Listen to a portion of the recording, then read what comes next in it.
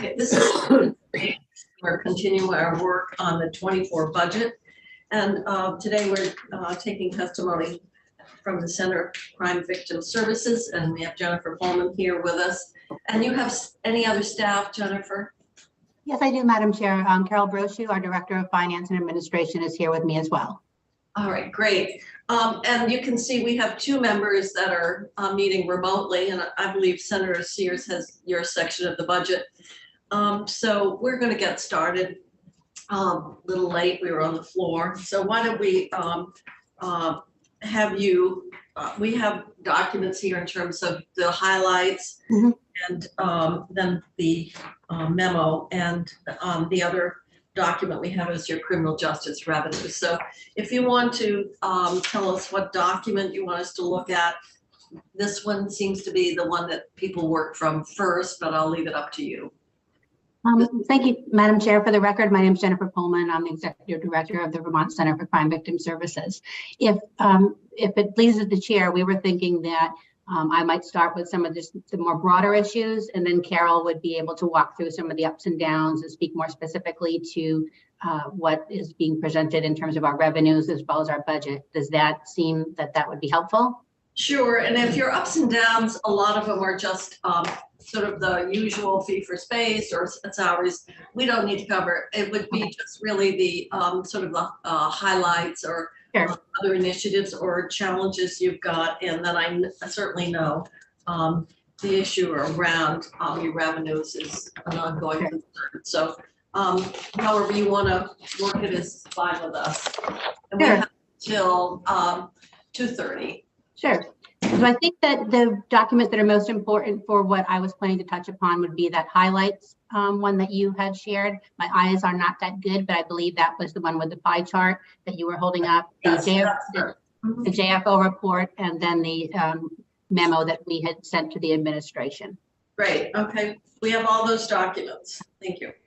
Could I speak about 5 minutes about the center in general? I know you have two new members to your committee. I know Senator Lyons isn't here, but I'm wondering if that would be helpful or if I could just jump right into what the issues are.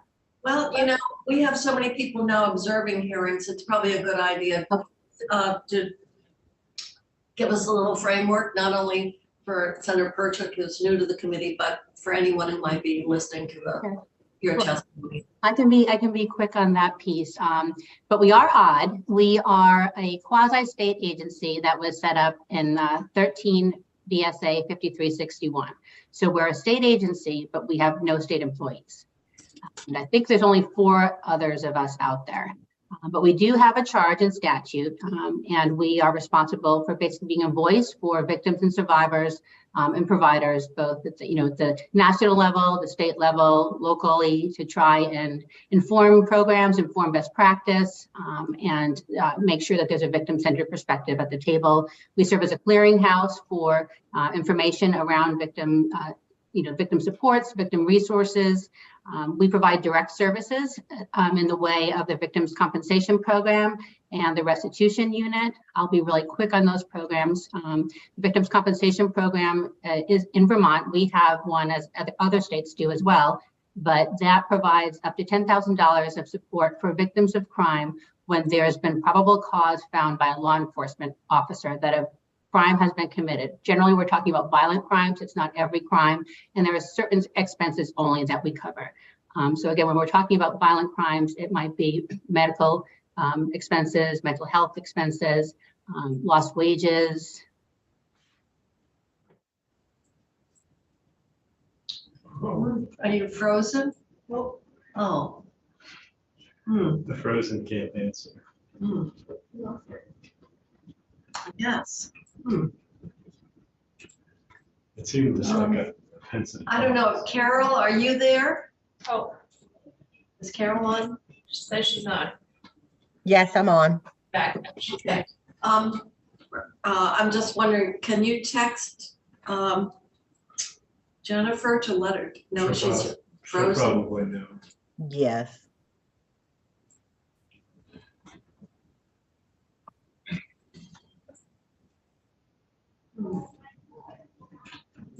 At least she's not caught with her mouth open or, you know, gonna try and rejoin.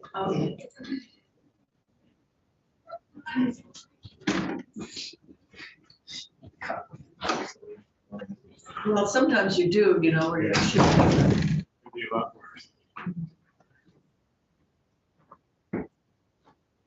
Hi. Hard to even get across the hall to the lady. Much less do you ever want to come out. They're standing there waiting for you. Exactly.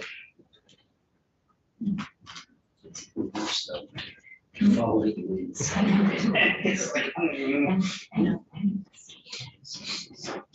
I know. Yep.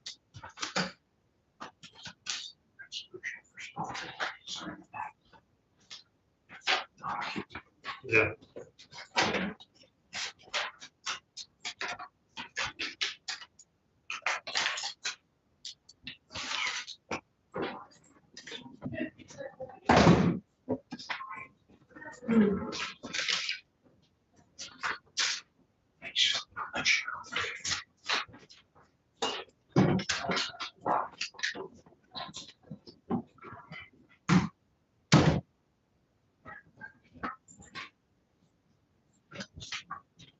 If you're talking, Bobby, to us, you're muted. Is it snowing down there? Yeah, Yep, it is. all day. Snowed all morning up I north know here. probably Jay Peak said 2 feet. Is that right? I don't know, I made it up. That's how rumors start. So when does your quarantine end, Bobby? Where? When?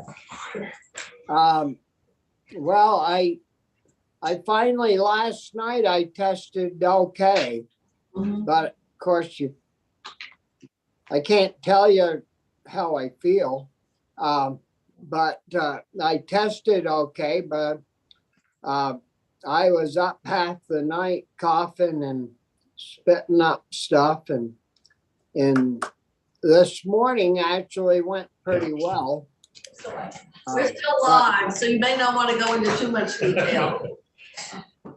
Instead But at of noon- says you get up in the morning and you feel like you need to take a nap. It really is, you feel very exhausted. Yeah, it's really different. I mean, That's the hardest part, is I felt great this morning. And by noontime, I needed a nap. yeah, that's the way I was at noontime. And right now, I don't have Jane to kick me under the table to make sure I'm not snoring. That's the hardest part. I'm so tired all the time. Bruce, we're waiting for Jennifer Pullman to try to get back in. But I'd love to hear about all of Bobby's problems live in person. So Carol, I'm thinking maybe you were going to do the budget, so why don't we just flip and go through your budget request? Sure. By then Jennifer can get back on. And I did hear from Jennifer, her power went down and she should be joining us shortly, but I can certainly, I know you didn't really want to go over the ups and downs, which again, as you mentioned, I think are pretty simple this year, pretty straightforward, just grants, operating, and so forth. So if you have any questions on that, I'll be glad to answer them. But as you mentioned, it's pretty straightforward. Yeah, the only thing that seems to be up quite a bit, and that's a federal grant, right? That was the 760. It was up, and that's. Those are actually some Family Against Violence Act grants that we received this fiscal year, but they were not included in the budget for this year. So that's why they're now included in there. They're a 3-year grant. So those are new grants to the center. Yeah. Excuse me? Otherwise, it's really, I don't mean to minimize the importance of your budget, but No, it's fairly straightforward, I guess. it is. I believe it is as well. The other increase is the VOCA grant that we often talk about. I'm sure Jen will discuss that as well. That grant did go up this year. So again, our grants fluctuate year to year. And that's the reflection that you'll see in the ups and downs. So again, very basic, pretty much true to our budget year after year. And here she is. Oh, Yeah. welcome back.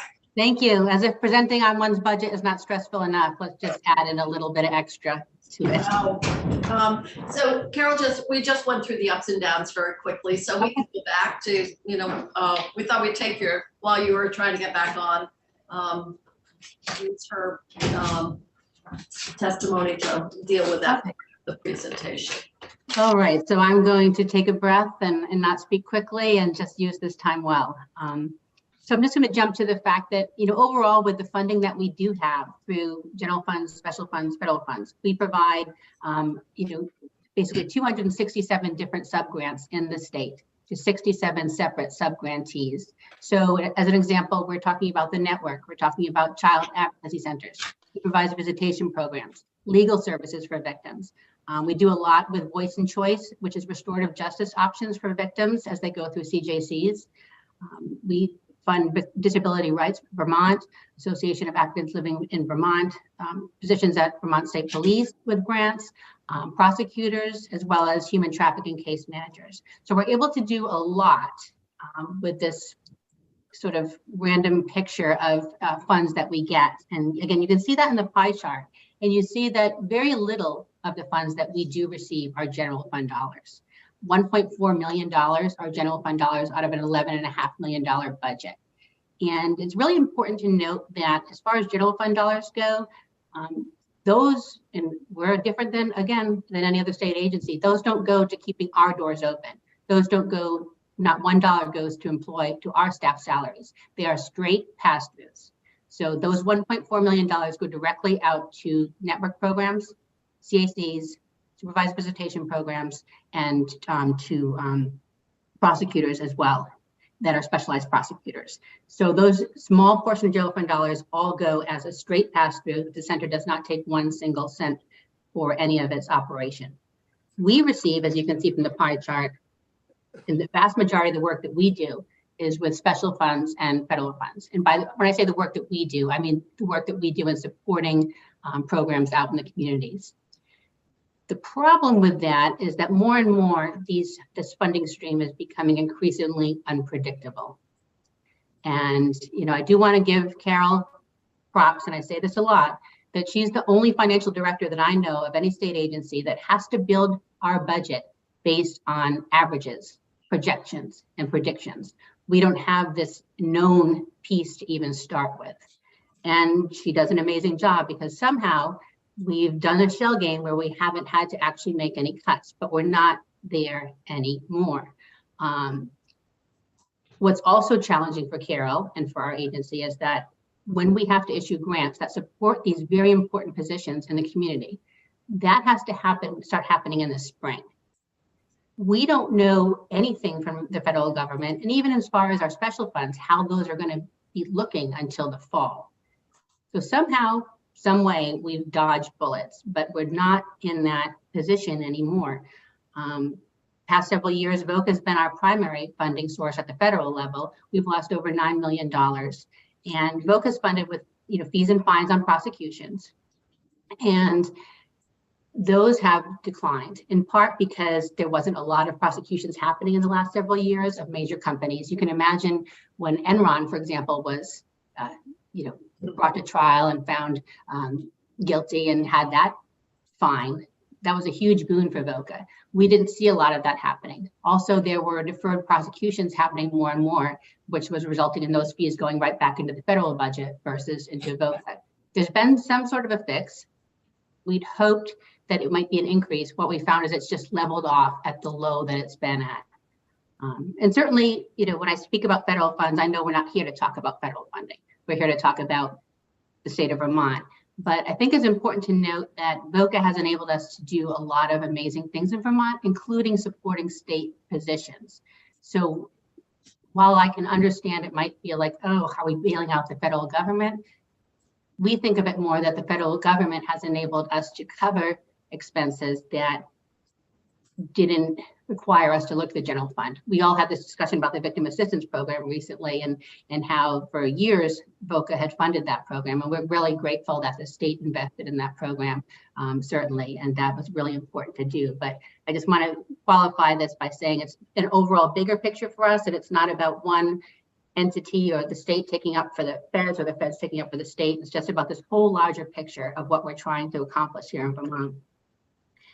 So turning to the special funds, we receive special funds through 13 VSA 7282, and we administer 3 special funds. One is the Victims' Compensation Special Fund that goes to supporting payouts to victims, also to supporting our staff who provide that support, also to supporting our sexual assault program that provides support for victims in terms of testing and forensic examinations as well.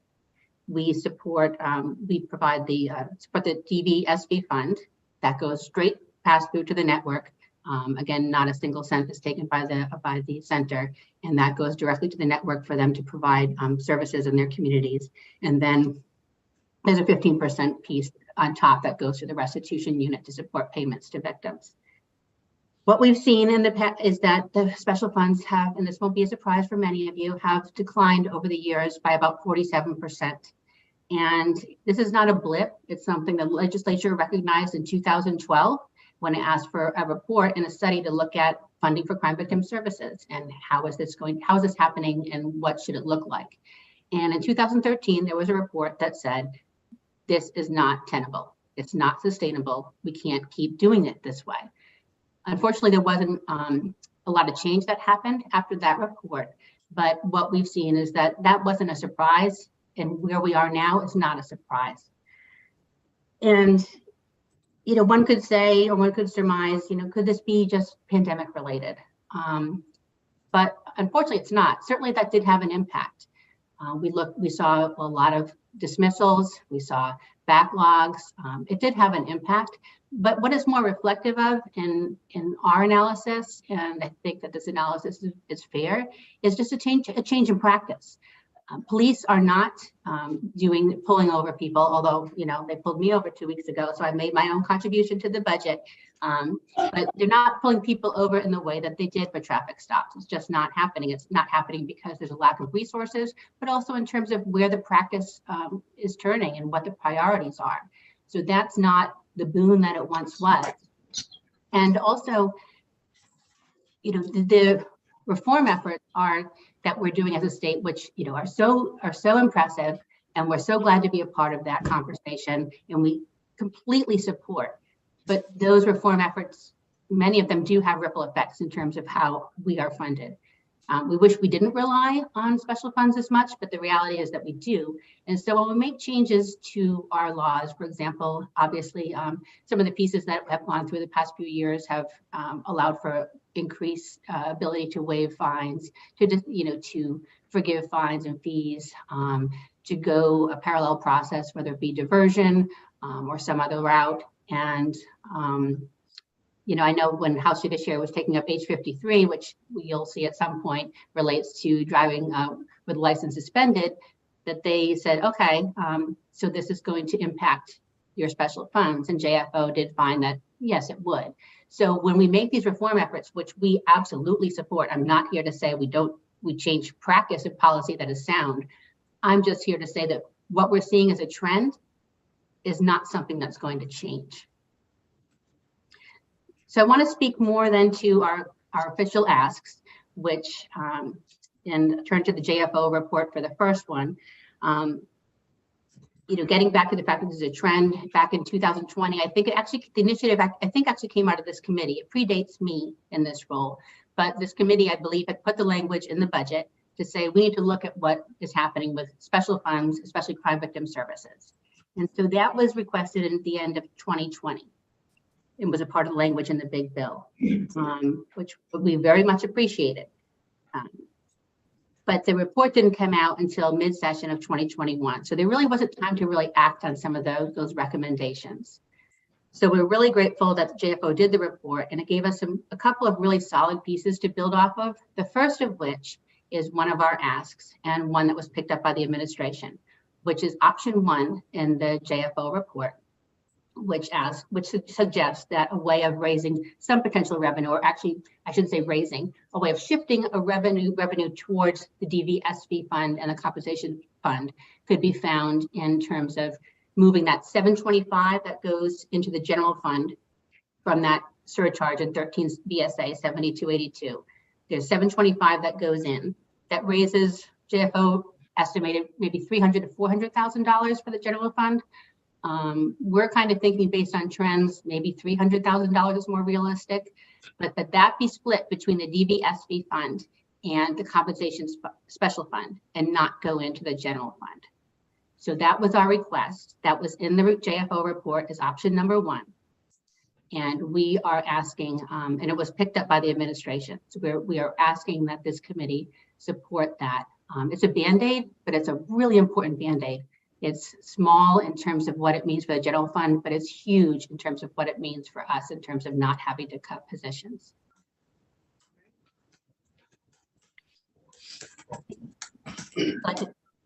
That's helpful. So that option around the 725 then is, Stephanie's just confirmed that the budget that the administration proposed is reflective of the exercising that option. Okay, so that helps, 300 to 400. And then you've got a recommendation about the trainer position. Yes. With general fund. Yes, currently that position, as you can see, is picked up by the DVSV fund. I wouldn't say that position, half of that is to the tune of about $61,525. That is a state position.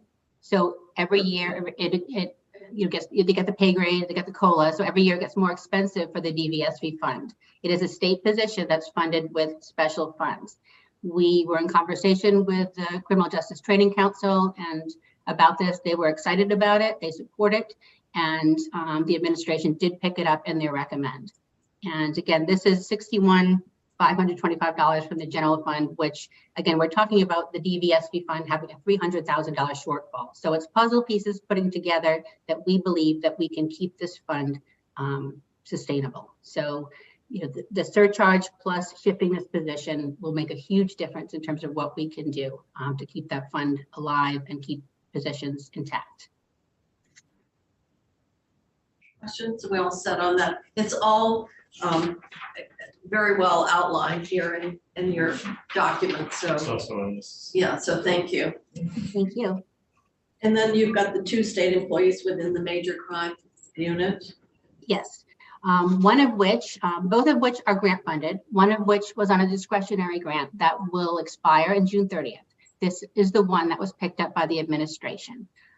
Just to explain these positions briefly, because I know that time is of the essence, but I can't say enough about what these positions do. And they're even being brought in by local police departments. They are available 24/7 to go to every death in Vermont, whether it's a suspected homicide or not. So they are available. Every time I read the paper, I think, there goes Kate or there goes Amy, the 2 people in those positions, and they're out there. They provide support on all sexual assaults, domestic violence cases, all serious crimes, arsons. So they're out there not only just supporting the victims and supporting the victims and survivors, but Commissioner Morrison can't say enough about the fact that how supportive they are for the troopers who are trying to do a somewhat different job, obviously. But then when they come out with Kate or Amy, who can provide that support, who can help victims navigate resources, who are there, on the front lines, it's a huge support. And then also when we think about the prosecutors and their backlog, a lot of the victim advocates now are getting cases that are serious cases that are well buttoned up. And not every case goes to the state's attorney within a couple of weeks. It might take a month or so for that investigation to take place. So Kate and Amy, the VSP positions that I speak of, they're out there working with victims constantly, and they are holding their hands through the process until there's a handoff.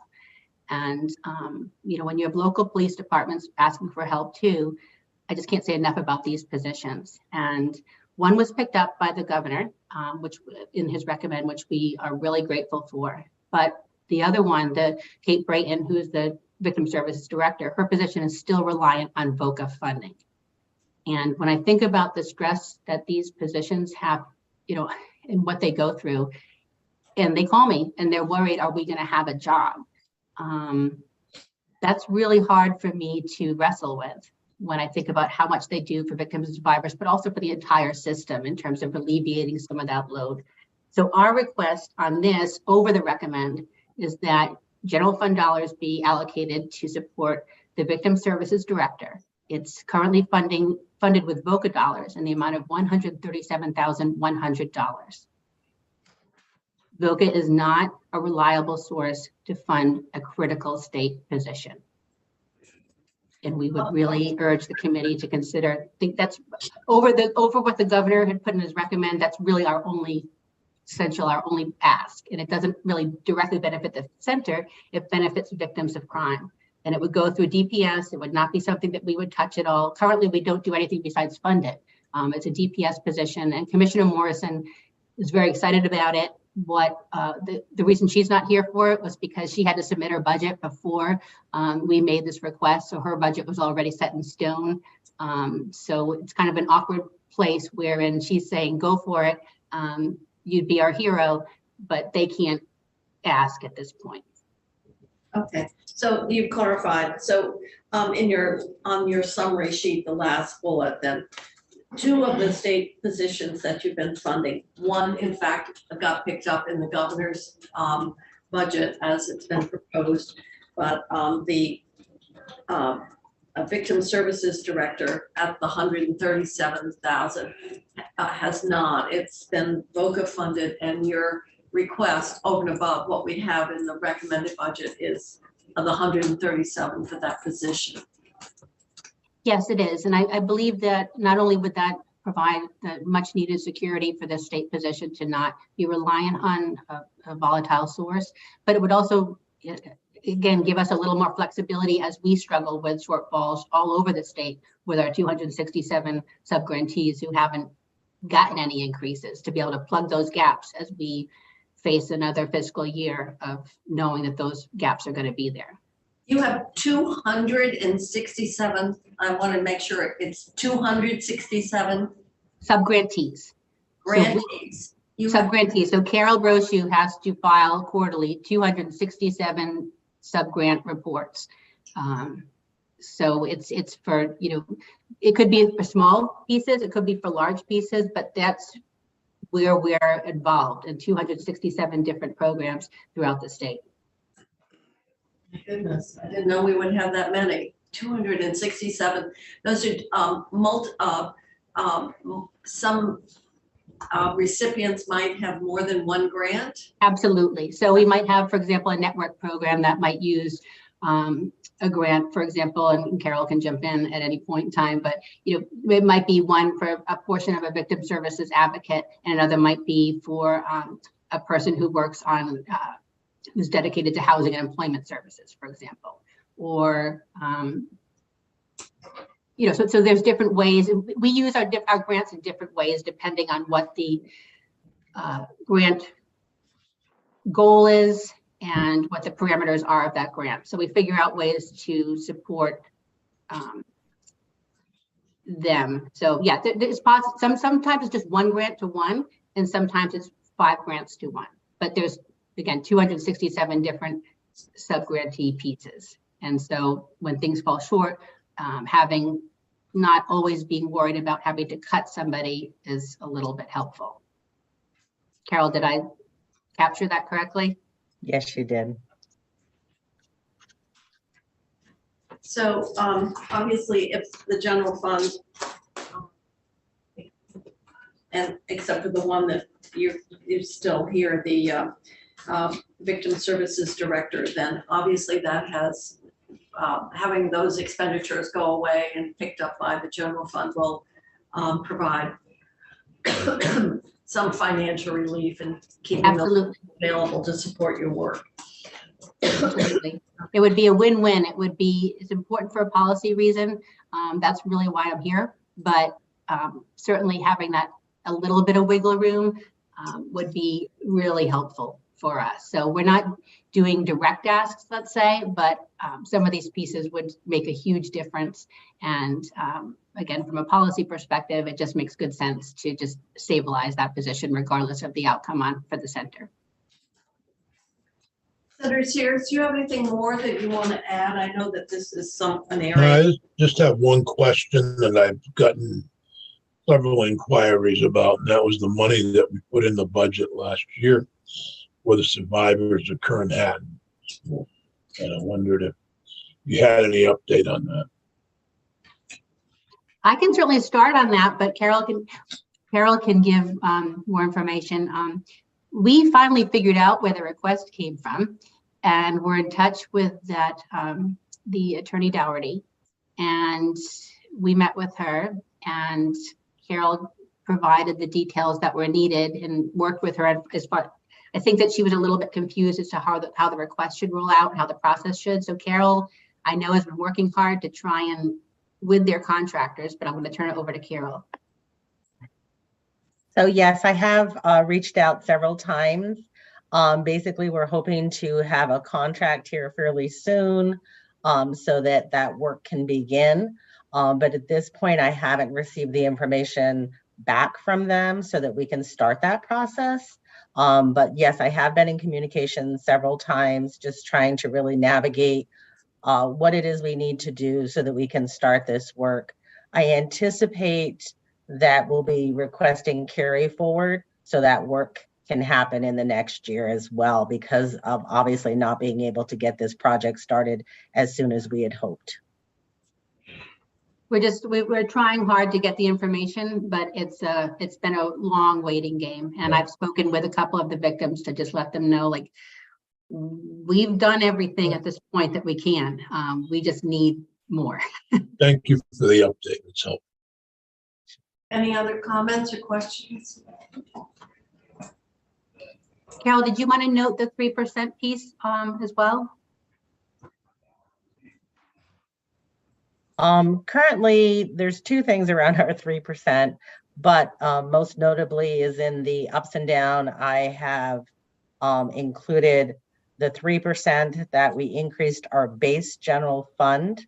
And you'll see that there's a line in there for rent. We were going to use that increase for rent. However, that money now, I just wanted to let you all know that we're going to be changing that and using that for victim services, because what we've been able to do is reduce some of our office space to be able to save some money in our rent currently.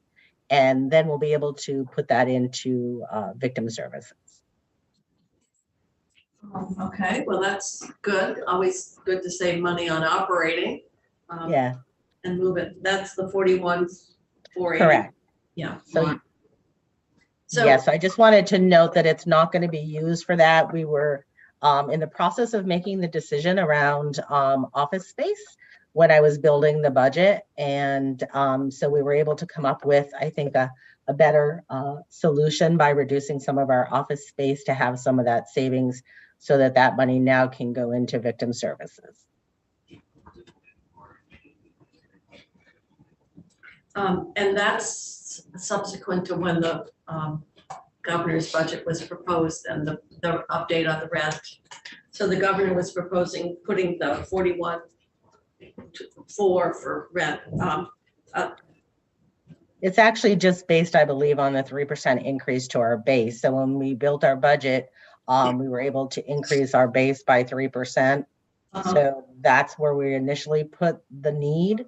But we've been able, as I said, to change that.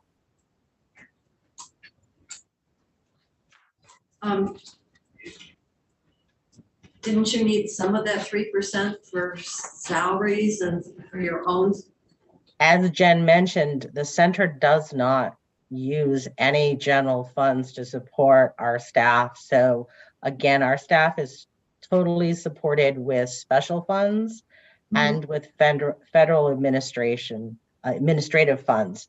So that's how our staff is supported. So no general funds are used to support, frankly, any of our operating or personnel cost. I want to go back, and then obviously what you're saving on rent, which is really great. Your decision was, your priority to use that money was for victim services. I was just wondering, you're asking over and above the governor's proposal for the 137. Did you consider using and not that it would begin to fully fund it, but sort of as a way of helping to underwrite that 137. Currently, general funds are used for, as Jen mentioned early in the presentation, our general fund appropriation has 4 specific grants that we currently give out to programming. The CACs, the SVPs, prosecution, and the anti-violence grants. So currently those programs, number one, haven't received any increases in over a decade. Yeah. So the ability to be able to have additional funds for those programs really is important. We've noticed an increase as the CAC programs have gotten accredited, that there is an additional need for funding. So that money would be used for that as well. So again, we primarily focus on those 4 victim service programs with our general funds, and that would be what we would continue to use this money for. I just want to ask, obviously you made a decision about where you felt it could be best directed, and that was your decision. Obviously the that position you're asking for the general funds, just support it. So that would help you free up some money, but okay, anything? Yes, I understand. And I think the reasoning that we're asking is, again, the VOCA federal fund currently supports that position. So it's not a position that's been funded with general funds. So that's But you're proposing that it should be. That's all I'm saying, in the future, to pick that up with general fund. Yes, we are requesting that that particular position is filled with general funds. On the other hand, as you say, if your grantees, it's been 10 years since you've been able to do an increase, you can only starve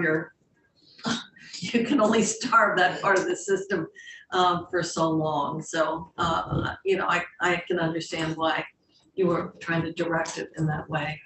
Other questions, Carol or Jen? Okay. All right, well, we'll add the 137, 100 to our list. It is, I think, on the list already. What? I think it's on the list already. It is, okay, all right. Like Stephanie tells me you're already on the list, so good. We won't forget it, and we'll make that part of our budget deliberations once we get through the testimony and start marking up the budget. So unless there are further questions, I'm going to suggest that we take our break, go offline, and then we're going to reconvene at 2:45 with the military. All the military. Well, I don't know. I think we're gonna be able to room. So thank you very much. Well, thank you so much for your time, and safe travels to all of you who are traveling, and to those of you who are not.